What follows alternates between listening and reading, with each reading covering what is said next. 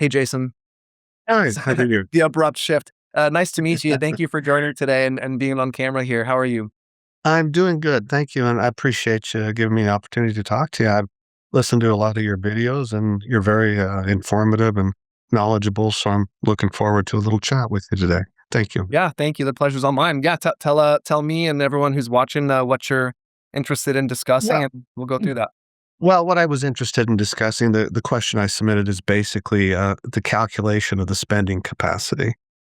So for me, and I'd like to perhaps, drift it more towards my personal, Sure. situation. Of course, I'm 65 years old. My wife is 63. I'm fully retired. I've been retired about 2 months, and I'm making about 52,000 a year in a pension.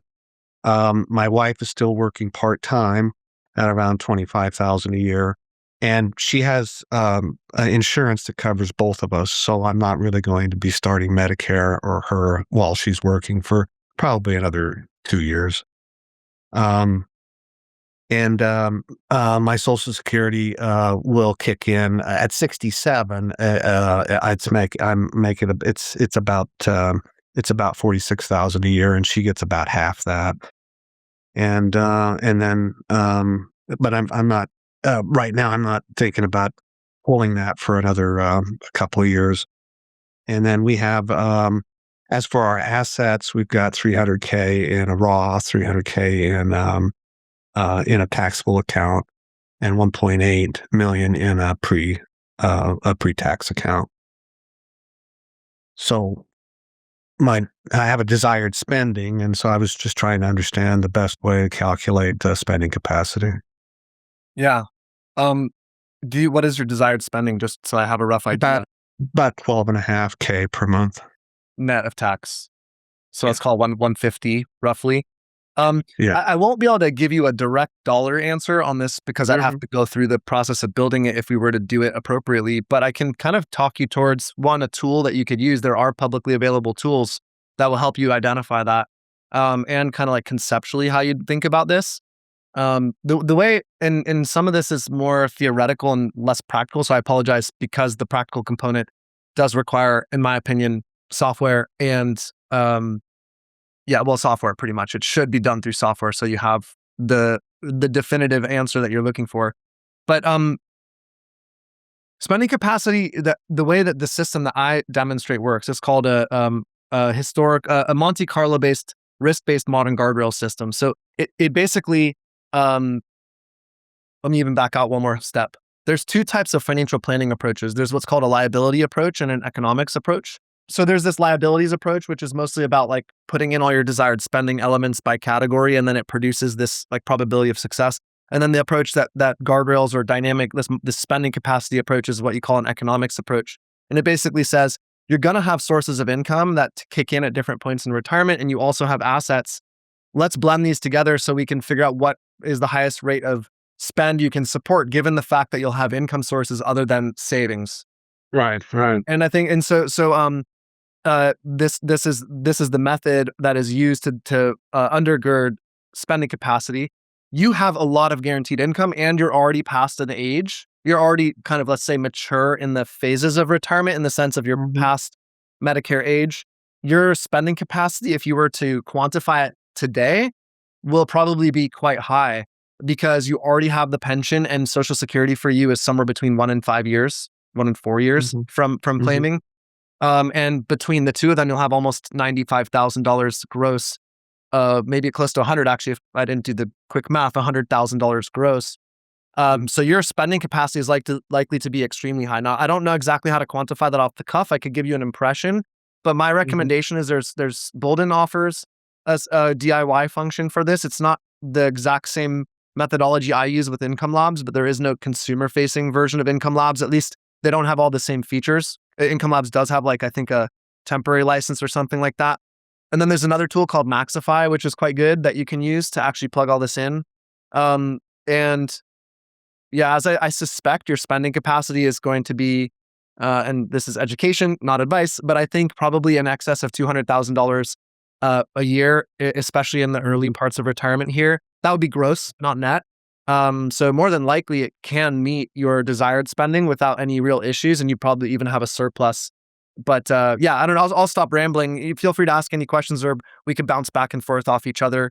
Oh, well, like you discussed one of your main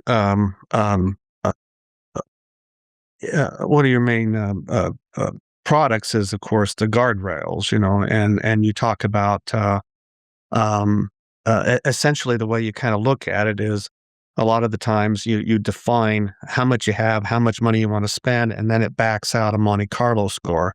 And what your guardrail, from what I can gather, is you decide what your Monte Carlo score is, and then the program that basically tells you at any given time how much you can spend, right? And maintain that Monte Carlo score, or that probability of success. I would actually reframe it just to correct it a little bit, to make sure it's for the record. It's not exactly that you're choosing a Monte Carlo score or probability of success. What we're really doing is choosing a likelihood of a possible spending adjustment. It's not exactly the same. Like, that's the main thing. Like, a probability of success is a how would I say, it's finite because it assumes you do nothing. So if you get a 70% probability of success, it means the 70% of the time you will do, in 100% of the time you will make no changes across the course of your retirement. And if you make no changes, in 70% of the scenarios, you will not run out of money. It's kind of a bad framework because the issue is, like, nobody doesn't make changes, right? You will make changes. And so the odds of success are actually much higher, even with a 70% static Monte Carlo. So what's different about Guardrails is it says, what is the probability of a possible spending adjustment you would be willing to make? So your technical level of success, if we were to reverse engineer it into Monte Carlo, would likely be higher. Does that make sense? Because you would be accepting and basically formalizing, I will make an adjustment at some point. So when you say like an 80% chance of underspending or 20% chance of overspending, how does that relate to Monte Carlo? Is that not the Monte Carlo score? It's not the Monte Carlo score. It's generated by them. So the guardrails themselves are generated by the Monte Carlo. Yeah, this is technical. I should make a longer video on this because it will not do it justice in a 10-minute. Okay, but it's interesting. I've actually I like this format because I get asked things that I would never, my marketing group would never be like, hey, let's make this technical video explaining how guardrails work. It's like, it's not really going to do great on YouTube, but it's really functionally and practical. It's very interesting. I'll try my best in 2 minutes, so then I'll give you another round of opportunity to kind of keep speaking. Is the probability of overspend or underspend is generated by the willingness to make a spending adjustment and the size of the spending adjustment you're willing to make. So you have inputs in these types of guardrail software, specifically risk-based guardrails. Guyton Klinger does not function this way. Guyton Klinger is like the more common version that was used until the last, let's say, 10 years. And then this risk-based version has been popularized. You input all your economic data, and then you input your comfort level with a spending adjustment and a size of a spending adjustment. And based on those inputs, you will receive a probability of over or underspending. Does that make sense? Okay. All right. Yeah, hopefully that made sense. It's a bit of a chicken or the egg. It's like which direction we're working from. It's based on Guyton Klinger. No, it's sorry. Maybe I should. No, it's not. Guyton Klinger is an entirely different method of calculating guardrails. That is not related to this. It's just another. When people say guardrails, oftentimes Guyton Klinger is what people know of. Risk-based guardrails are a newer format. Okay. Yeah. All right. And then how do you, if the spending capacity is basically a number, how do you handle one-time purchases? You just kind of keep track throughout the year and say, hey, I got this much left over. So if there's a one-time expense, I can. That's a great question. There's two ways you can handle that. One is let's create a theoretical for you. Your desired spending is $150K a year, let's say. Let's say your spending capacity gross is $220,000. Let's just say, randomly. After tax, your net would be $180,000. Let's just say, again, this is not real. I'm just making up numbers. $180,000. Sure, so you have a surplus of $30,000, right? So you want to spend $150,000. You have this spending. You have the permission to spend $180,000 net of tax. There's two ways to handle it. One is you could leave that $30,000 as a bonus pool that you pull from. And if you don't use it that year, you can roll it. It kind of rolls over. It almost functions like that, because essentially the way a guardrail software works is it assumes you will take out all permissible money that you could spend. So it calculates your next year's portfolio value, assuming you did all the withdrawals. So if you don't do the withdrawal, the beauty of guardrails is it's like growth. It sticks in the portfolio, and next year when it recalibrates, it will be like, oh yeah, you found $30,000, and your guardrail therefore is wider. Does that make sense? Yeah. Yeah. Yeah. So that's one method. Another method is you could do, like, let's say, pro rata withdrawals and take it out. Like, maybe you want to take it out of a pre-tax account and pay the tax. And there could be some scenarios where that makes sense to kind of reset the tax basis and punch it into a checking account or a high yield savings account or something. Then there's a third scenario, which is maybe you actually get a surprise expense that's more than your $30,000 available. The question then is, how do you handle something like that? And the answer there is actually, let's say you have you need to do a $50,000 home repair because you have a tornado or something. I don't know, right? You have to do it. And you can't live without it. So you're going to go 20,000 over. It's kind of like borrowing from your future guardrail. It's not the end of the world. What it does is it actually brings your lower guardrail a little closer, right? So it will, because it brings your portfolio value down. They function the same way. So you could essentially say, hey, next year I will be more frugal if I need to. So many people don't need to. The other option you could do is just say, I will accept that now my guardrail what used to have been 28% beneath my current portfolio value is now 24%. Like, a lot of the times you look at it in percentages, it's like, actually, it's not that bad. Now, if you had a $400,000 expense that was sudden, I struggle to see where that might occur. Maybe we're insured, and there's very few circumstances where that would occur. But I do think sometimes I don't give enough context in the videos, and we can maybe end up being dogmatic about the guardrails and then saying, oh, I'm not going to take that extra $30,000 to fix my home because the guardrails don't give me permission. But actually, you're just borrowing from next year's guardrail depth, which unless it's a really large amount, is probably not that consequential as long as we don't make a habit of it. That's the issue. Yeah. Right. Well, okay. And then one other quick one too.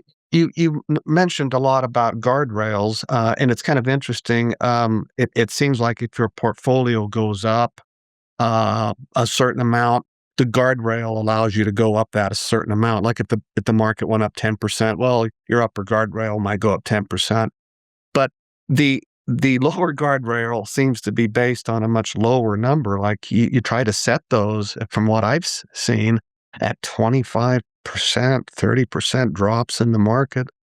Yeah. How do you justify that? And then only take a 5% cut in spending? Is it because you're projecting those over a lot of years in the future, and so therefore you can sustain this larger 1-year cut and still drop in portfolio and still be able to only cut back 5% in spending? Man, that would be, so I'm going to do a quick plug. I'm going to answer this. I did a clip. So we released a new channel called Extra Eric Clips, I think is what it's called. It's a clips channel. And I actually answered this question in one of the clips, like maybe yesterday or 2 days ago. Really? So for anybody who has the same question, you can find it on there. And I don't know if it's been released or it's getting released today or tomorrow. It's like a 6-minute segment just addressing this. I will repeat a bit of it here, but also I think I'll make a longer video. And Jason, if you'd like to join a future one of these again, I would love to address that question in more detail. We'll probably do this once a month, because this warrants probably 15 minutes instead of 2. And I'd like to get the next person in the room. But really, just really briefly, there is, if you're really interested in some of the comprehension around this, if you Google search kitsis.com, you know what? I'll find the link to this white paper and make it available on as a comment, a pinned comment under this live. And you can read it if you like, or just throw it in AI and have it give you a summary.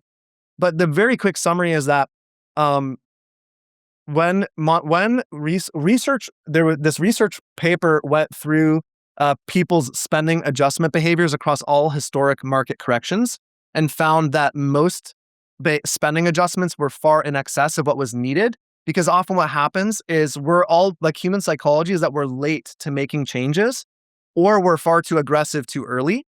And what happens is someone sees a 10% correction coming and they think a 50% correction's coming. So they make a change right away. And then the 50% correction never happens and they never restore their spending back to full spending. Or the opposite happens.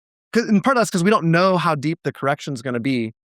This system basically says when we are going to superimpose your economic model over bad market scenarios and say what would have been the minimum spending adjustment that would have been needed at this point to have brought your plan back to a certain probability of not overspending the resources. And it does that on an individual plan basis. That's why the software is really useful. You could do this like manually, but obviously it's like you need spreadsheets and macros. It's very, very complicated. But mechanically, it is basically that when you have, let's say, a guardrail that is a 24% lower guardrail, there's two things there. One is for your portfolio to have a 24% correction probably means the market needs a 30 to 35% correction. So a much deeper market correction than for your individual portfolio. And that is if we assume that retirees are in, let's say, a standard 60% stock, 40% bond allocation. But the idea is that it's not about the market's correction, it's about the portfolio's adjustment. And oftentimes your individual portfolio or my portfolio will not go down as severely as the total market unless you're invested fully in the market. So there's that. Then you have this kind of a second element, which is, well, what's the probability of the market going down 35%? And most of us don't know that, but the probability is like roughly once every 10 years, right? So when you superimpose that on there, you can say, oh, it's roughly once every 10 years, which means you can kind of, so anyways, hopefully that made sense. You can start to connect these elements, which is if your portfolio has a lower guardrail of 24%, you probably need a 32% market correction. What's the probability of that happening? It's very infrequent, once every 10 years. A small spending adjustment of this type would have triaged it. The other element that's not seen is oftentimes your second lower guardrail is nearer. It's not 24%, it might be 8 or 12. So the first adjustment gives you a lot of buffer room. The second adjustment doesn't have as much. And that's because a 35% correction rarely becomes a 45. But if it does, you want to correct pretty quickly. Does that make sense?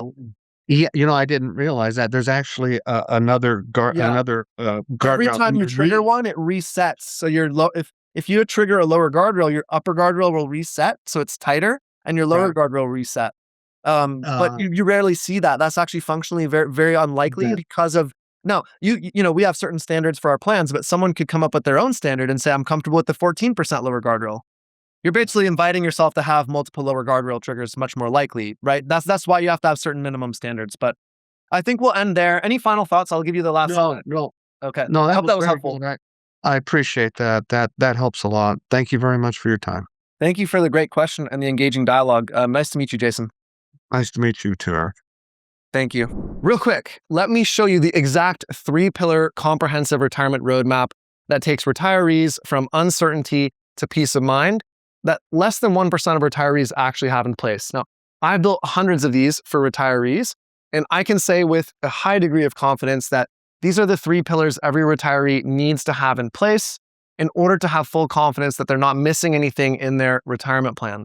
And I broke each of these down by the specific questions. You can see them here that each needs to be answered and the best way to answer them.